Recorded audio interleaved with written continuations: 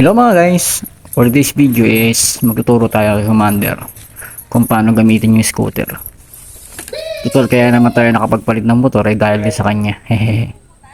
History ng pagmumotor niya ay 6 years ago. Yung Mio 125 pa yung gamit ko. At yung brand new pa yun, tinuruan ko siya. Sa kasamaang palad hindi pa nagtatagal yung turuan namin Habang nakapark yung motor, pinaandar niya ito na naka-center stand.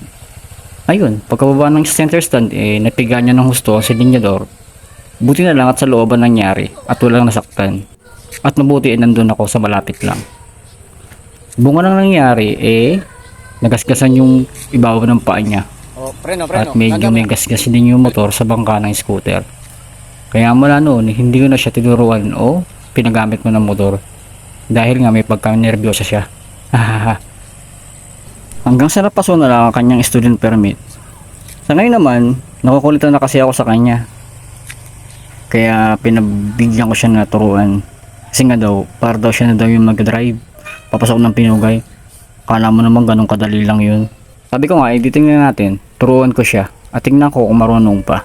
6 acceleration muna. Na nakababa ang mga paa para magamay ang pagpinga ng silinyador habang nagbabalance. Sa totoo lang, mas madali ang automatic kaysa sa manual. Hindi siya komplikado na hindi mo kailangan ng timing sa cambio.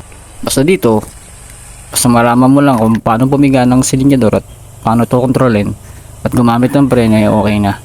Hindi komod na marunong ka magmotor is okay na yun. Kailangan natin ng mga dokumento kagaya ng lisensya. At ito nga, ginabi na kami.